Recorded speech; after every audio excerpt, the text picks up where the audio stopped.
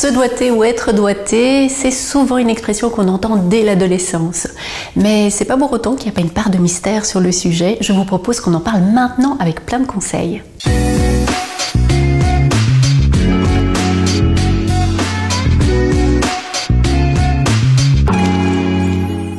La première chose auquel il faut penser, et je vais vous dire, ça peut paraître peut-être un peu paradoxal parce que c'est tout sauf érotique, mais c'est le côté hygiène des mains. Donc évidemment, il faut les laver avant pour éviter la transmission de bactéries, mais aussi simplement avoir les ongles qui vont être coupés et limés. Pourquoi? Mais c'est parce que notre zone intime est extrêmement fragile. C'est-à-dire que notre peau est très fine à cet endroit-là et du coup, on ressent de façon accrue toutes les sensations. Après, il n'y a pas que les mains qu'on doit préparer. Il y a aussi tout le corps. Pourquoi? C'est parce qu'à froid, ça peut pas être agréable en fait, et ce pour toutes les femmes. C'est-à-dire que quand on désire, quand on est en phase de désir sexuel, notre cerveau va envoyer un message plus bas pour préparer finalement notre zone intime à accueillir positivement les caresses avec les doigts qu'on peut avoir. Je pense par exemple simplement à l'érection du clitoris. C'est parce qu'on est déjà excité qu'il est en érection. Et sans cette érection, ça ne va pas nous paraître très intéressant, ou ça va même être très désagréable, un peu électrisant si on caresse à ce moment-là. Puis aussi l'élasticité de notre vagin qui va pouvoir être créée grâce à ce message qui va être envoyé. Ou encore, évidemment, la lubrification vaginale. Et donc, au niveau de la lubrification, là vraiment, j'insiste parce que si on caresse alors que c'est à sec, ça peut être que désagréable dans ces moments-là. Et cette lubrification, elle peut arriver plus ou moins rapidement. Donc laisser à son corps le temps de créer cette lubrification, de produire cette lubrification vaginale est extrêmement important pour que l'expérience puisse être positive. Et si jamais ça prend trop de temps, si jamais ça n'arrive au final pas pour le moment, parce que vous êtes dans cette phase-là de votre vie de femme, il ne faut pas hésiter à prendre du lubrifiant. Parfois on se dit « oh non, c'est pas sexy ». Moi je vais vous dire, du lubrifiant, de toute façon, ça peut être perçu comme quelque chose d'assez fun, d'assez sensuel. Il suffit de le rajouter finalement aux caresses pour le rendre érotique. On n'est pas obligé de le visualiser comme quelque chose que l'on doit faire avant. C'est une vigilance importante, sinon tous les conseils qui vont suivre ne pourront pas être efficaces. Alors, on se plonge dans le concret.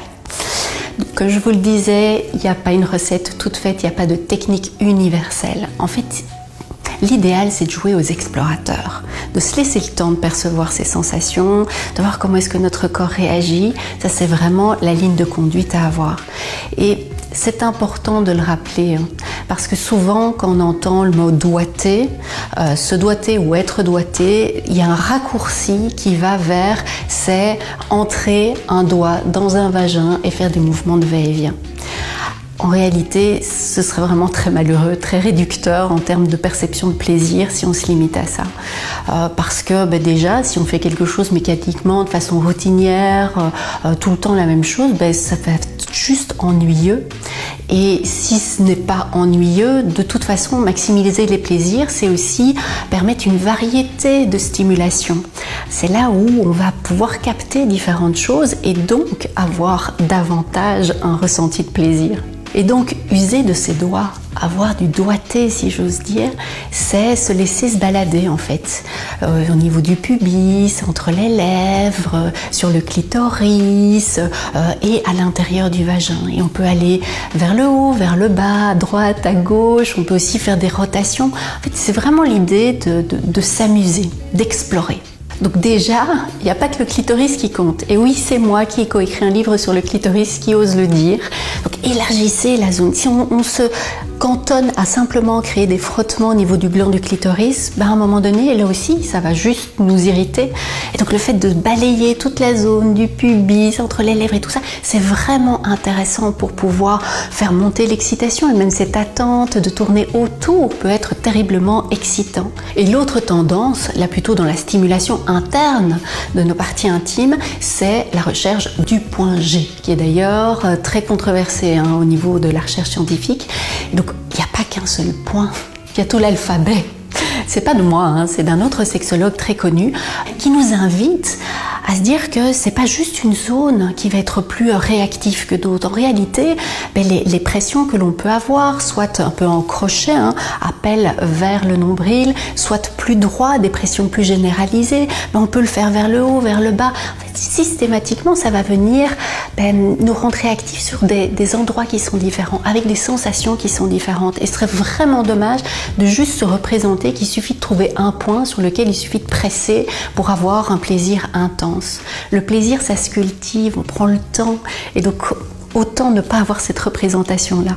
Bref, il faut s'amuser et on peut mixer stimulation externe, stimulation interne, aller vers des explorations. Maintenant, il y a beaucoup de personnes qui me disent « Oui, d'accord, mais enfin, comment intégrer ça dans nos jeux érotiques alors que peut-être qu'on a pris l'habitude d'aller vers des directions, vers des raccourcis ?»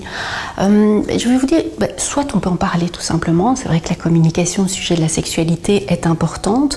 Maintenant, il y a aussi des personnes qui me disent que c'est parfois un petit peu compliqué pour eux de le faire.